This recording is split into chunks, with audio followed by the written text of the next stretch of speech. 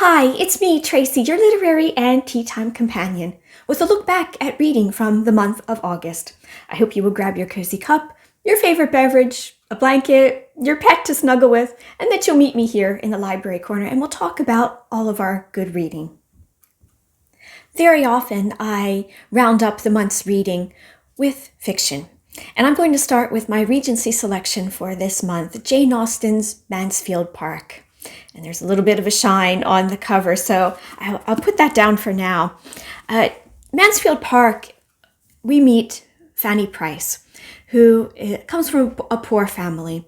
And she is sent to live with her more wealthier relatives, the Bartrams, at their home of Mansfield Park. Fanny is a shy creature. She is often disregarded and overlooked by her family. She grows up in the shadows of her cousins, and I will say this is probably not the best environment for Fanny, given her sensibilities. But she finds love and comfort and kindness from her cousin Edmund. And for a time, there is a happy enough living for Fanny until the morally questionable Crawfords, the siblings, Mary and Henry Crawford, arrive at Mansfield Park.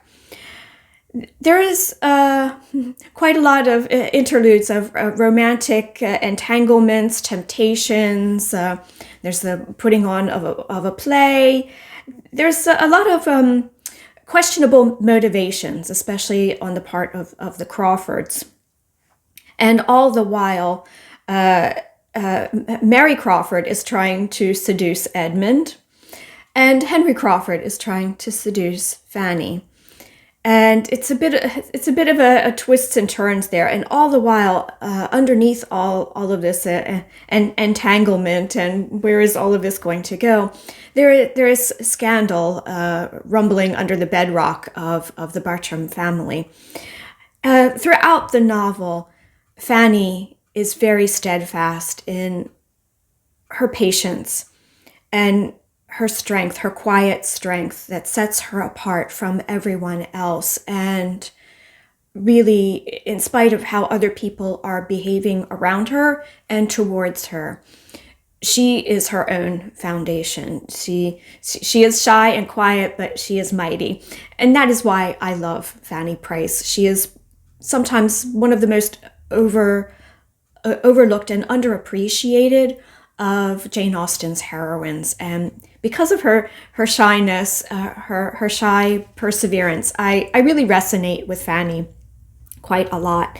And in the end, Edmund realizes his mistakes and realizes that Mary Crawford is not for him, but Fanny. And it is his love for her that they marry. And this kind of reaffirms what is often a theme in Jane Austen's stories, where the virtues of truth and kindness and love bounce over anything else, and anything like wealth, physical beauty, charm, things that don't last over time. And this seems to be the theme over all of Austen's work, I think, where a truth, a steadfastness, those kind of virtues really hold true to the characters in the end. And they get their happy ending that we love, don't we? I really like Fanny Price. I haven't revisited Mansfield Park in quite some time. When I read it for the first time, I did enjoy it. This was a long time ago. I enjoyed it, but strangely, it didn't resonate with me quite as much as some of the other stories. I kind of put it in the middle, and that's why I have it kind of in the middle of my reading this year, of a sort. And I really, really enjoyed coming back to this one after quite some time. And Fanny really does resonate with me, and what she endures in the midst of other people. but she remains true to herself and what she cherishes, even the love of Edmund. All the while, it looks like his attentions may be going elsewhere. I really enjoyed this quite a lot. Published in 1814. This is a more mature work by Austen. You can really sense that in the writing, and also the taking on of the usual class and gender roles, as she often does with her writing. But I would also say in this particular story, she takes on a little bit more of a serious, in a serious way, morality, the morals and values of her characters and their motivations, and exploring them in perhaps a little bit more serious way at times. This is, as I say, a bit of a more mature work by Austen. I really enjoyed coming back to this one again. I could actually say a lot more on the morals and the values underpinning this story. It could be at year's end I come back to a bit of a wrap up with reading all of Austen again at the end of the year when my little project is done. So maybe we'll be coming back to some of the deeper themes here in Mansfield Park. But if you have not read it before, I really encourage you to do so. It is a very enjoyable read by Austen. And another fiction selection from this month was Where the Forest Meets the Stars by Glendy, Vanderah. And here we meet Joanna Teal, who is coming off of a time period of loss. She has lost her mother. Her mother has passed away, and she has had her own struggle with cancer. Joanna is a bird researcher, and she has some time during a summer with which to observe birds. And she thinks it's going to be a nice quiet summer doing this work. But it is interrupted by the appearance of a young girl. She calls herself Ursa, and she claims to be from the stars, from another planet, and that she has been tasked with coming to Earth to witness 5 miracles. And Joanna, along with some help from her rather reclusive and somewhat grumpy neighbor, Gabriel, they try to find out more about Ursa and help her, because as it transpires, she is dealing with trauma and abuse. And her name and her planet is an escape from that. So there is a lot of tender stuff in this story, as these 3 make an unlikely sort of family. And they each come with their own baggage, so to speak, their own wounds, physical and emotional, secrets even. Just there is a lot under the surface of this very beautiful, beautiful story that is really reflective of what it takes to overcome some of the biggest things that we go through in life, whether physically or emotionally, and the redeeming power of love and the promise of new beginnings. It's really lovely. I loved the elements of mystery in this story, as well as magical realism, especially with Ursa claiming to be from the stars. I love how this child, I love how she spoke. I love how she expressed herself, all the while inside she is dealing with some very, very big things. I really just loved how love laces throughout this story, and just layers and layers to a point where at the end we do really feel like there is a new beginning for all 3 of these people in this very tender and powerful story. I really recommend this work of fiction if you haven't encountered it before, and I would really like to read more from this author. I've been wanting to read this book for quite a while, and I was on a waiting list through the library. So now I've had the chance, and I really enjoyed it. I actually have a little bit more fiction to share, but I'm going to save that as part of a separate video with its own theme. So I will have to get back to you with that one, and I hope to have that ready for you very soon. During the month of August, I read the poetry of the American writer Gregory Orr. He wrote poetry as well as essays and memoirs. His poetry is very deeply rooted in things like overcoming trauma, love, the redemptive power of language, and that poetry is a healing art. He used it himself as a healing art to move through things in his own life. And I love that poetry as healing. I really love that. His work often explores poetry as a way to find meaning out of everything from the healing, from moving from suffering to healing, as well as things where he's exploring using language as a way to bridge the gap between disorder and order, survival and mortality, as well as beautiful things like our human need for beauty in this life. And his work has just such a it has a very beautiful clarity. It kind of rings and shimmers with very deep emotional intensity. During August, I read his New and Selected Poems, which is a slightly older book. I was able to borrow that through the library, and the library system here did not have a lot of Gregory Orr, but I wanted to read more by this author. I was able to also read in a digital format his other collection, How Beautiful the Beloved. I thought that I might read 2 short poems of Gregory Orr from his collection, How Beautiful the Beloved. How beautiful the beloved, whether clothed in mortal tatters or in her dress of everlastingness.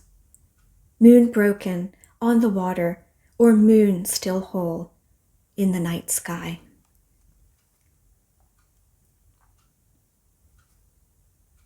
Occult power of the alphabet, how it combines and recombines into words that resurrect the beloved. Every time, breaking open the dry bones of each letter, seeking the secret of life that must be hidden inside. I love the poetry of Gregory Orr. There is something about these poems, especially from this collection, How Beautiful the Beloved. They almost have they almost remind me of Asian poetry. I'm thinking especially like Zen koans that seem to have no beginning, no end, and everything in between. I really love the quality of seeking from the beyond and within. Just a beautiful, beautiful collection. If you haven't read from Gregory Orr before, I really can recommend his poetry collections. And the How Beautiful the Beloved was an especially beautiful and powerful read. It's lovely to have a tea break along with you. In my cup today, I have a black tea and a Assam tea, to which has been added dried orange peel and threads of lovely saffron. It has a little extra warmth to the drink. It's a bit autumnal, a bit winter drink possibly, but I'm enjoying it now. We have had such a hot summer here in Norway. There was quite a lot of iced tea happening behind the scenes here during July and August. I would say that this week has been the first that it has cooled just ever so slightly, and it has been delightful. So I'm breaking out my autumn tea already. Just roll on autumn. I am ready for I am ready for the cooler season coming ahead. Please tell me what's in your cup today. I mentioned in a recent video or two that I'm taking a course in the Japanese language, which has been a lot of fun. I can maybe talk about that at another time. And for a little while now, leading up to that, and now I've been reading more Japanese translated literature, but I've also been dipping into other, I will say, Japanese related sources. Everything from art to culture, history. I will be dipping into more of that as I go, as just a little supplement to learning the language. I've had a fondness for Japanese aesthetics, art, culture, history, cuisine for such a long time. So that has been weaving through my life for many years now. But with the learning of the language, I wanted more. I wanted more from Japan. And this, what I've been reading in the nonfiction category for August is Ikebana, The Art of Flower Arranging. This particular book, Ikebana, A Fresh Look at Japanese Flower Arranging by Diane Norman, who is a master of and teacher of Ikebana, and her co-writer, Michelle Cornell, who is a creative teacher. And Ikebana, explores the ancient art of, it's not just what we think of as flower arranging.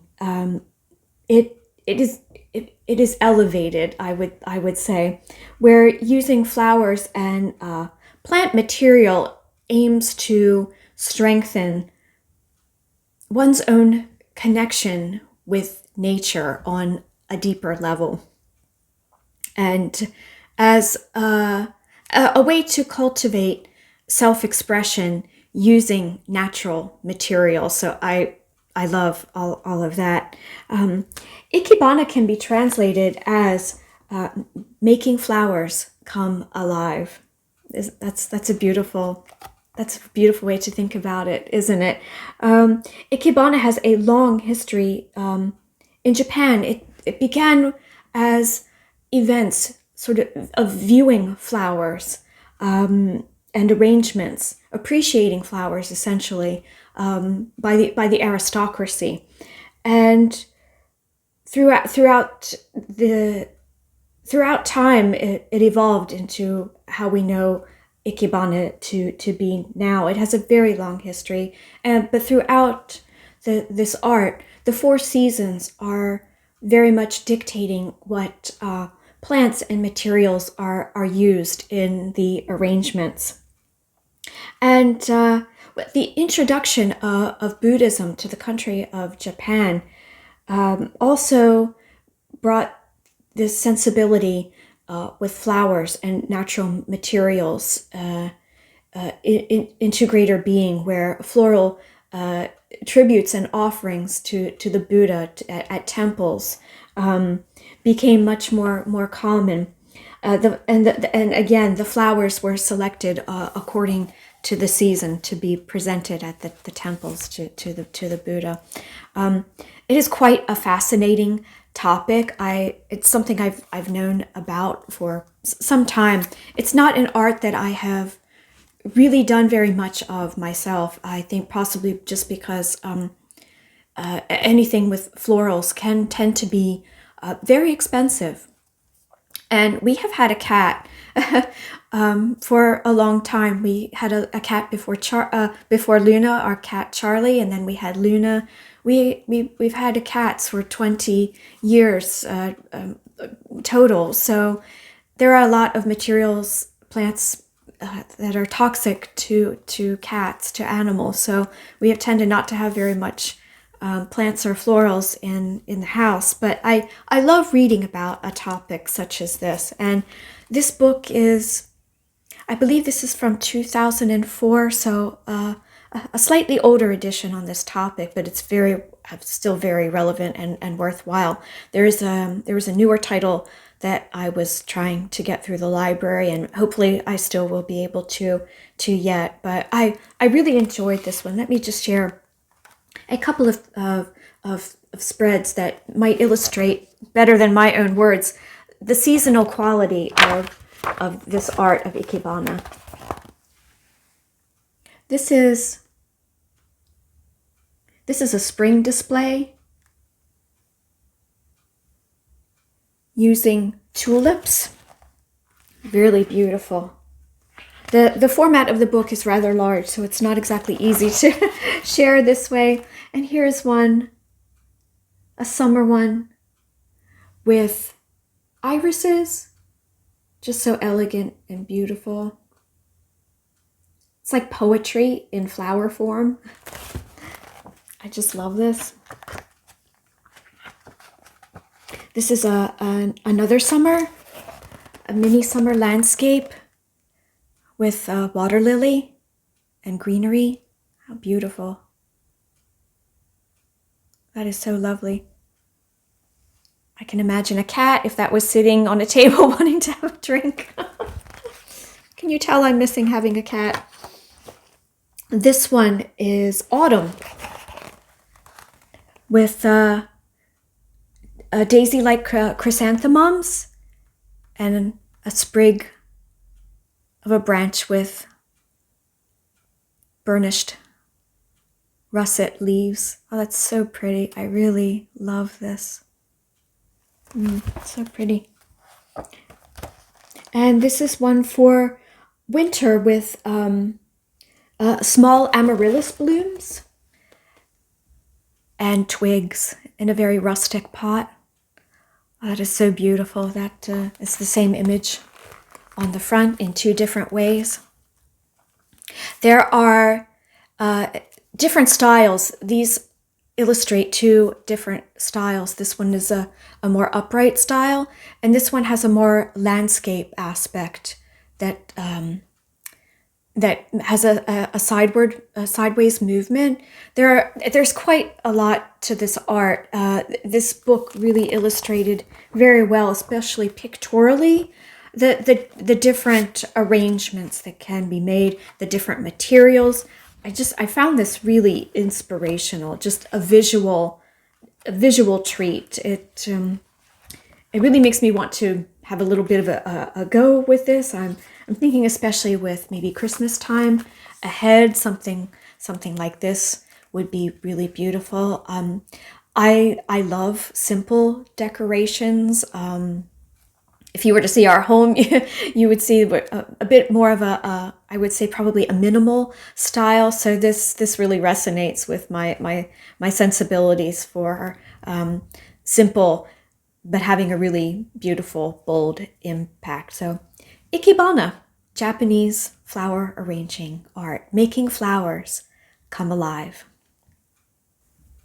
During August, I enjoyed a little bit of manga as well, and I was able to borrow through the library volumes 5 and 6 of The Way of the Househusband by Kousuke Oono, and this just continues the story, that the madness and mayhem that follows wherever the former Yakuza, former gangster Tatsu goes. It's just bonkers good fun. I don't know how else to describe it. It's just ridiculous fun. It's great for a laugh. It's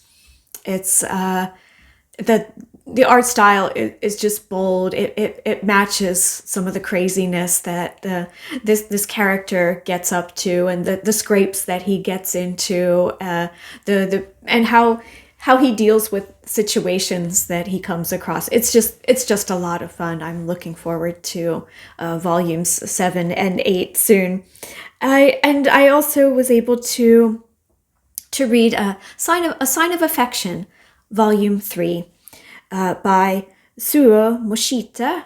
And this was just a lovely continuation of the story of Yuki, a college student. She is deaf, and she is enchanted by an upperclassman, Itsumi, after a sweet encounter that they had in volume 1, and their relationship developing over the consecutive volumes. It is just really sweet. Itsumi doesn't mind her deafness at all, and he treats her as well as anyone else.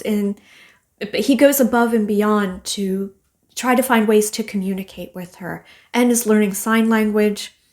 Their budding romance is just so very sweet, and Yuki is just really learning so much in this new relationship, new ways of expression, finding different ways to express herself, expressing how she really feels, especially since she cannot hear and she must use sign language. And it's just been a real delight, this relationship building with the two of these characters, and how they manage to bridge that gap between what seems like two different worlds, but the hearts are the same no matter what. And it's just beautiful to see how they find ways to communicate. The artwork is really just beautiful. I love following these two, and I really look forward to volume 4, ordering that one from the library. I earlier in the year I was reading the Apothecary Diaries and really loving that a lot. I've been having some trouble getting some more volumes of that through the library. There is quite a lot of demand for manga these days, and so it takes a while to borrow some of the books, and some libraries seem to have more copies of this volume as opposed to another volume. So it's been taking some time to read more of those. But in the meantime, I've really been enjoying watching the Apothecary Diaries anime. It's been just really a great delight. I would say that the same difficulty of obtaining more volumes through the library of the Monstrous series. I'm stuck on volume 5, so I'm hoping to read more of that. Again, it's the graphic novels and manga are very much in demand, and it's just a matter of waiting for more volumes. But I'm enjoying the manga, and I'm enjoying the graphic novels and books. This month, I did not get to film a read with me video. Unfortunately, time just did not allow. I actually filmed those on a weekend when I have more time to play with a longer filming time, and playing with different formats, and the editing can take a little bit more time than some other videos as well. So I do film those on a weekend with the aim of releasing those the weekend after, so that you have some time to enjoy, hopefully, a longer video and more time us being together. So I'm hoping that during the month of September that I will be able to film another Read With Me video. I really do enjoy those a lot, and I think some of you enjoy those as well. Looking ahead in September, my Regency reading for the month will be Mariah Edgeworth's Belinda, which is a novel that I have not read before. I have not read any of Edgeworth's work before, so I am very excited about that. And I really enjoyed our visit today talking about books, and I am really looking forward to hearing about how your month of August has been in life, but also in reading. Please share with me what you have been reading, and maybe what a favorite has been for you, or even if something hasn't been a favorite, maybe we have disappointments with our reading occasionally, don't we? So please share everything that you've had for the month of August.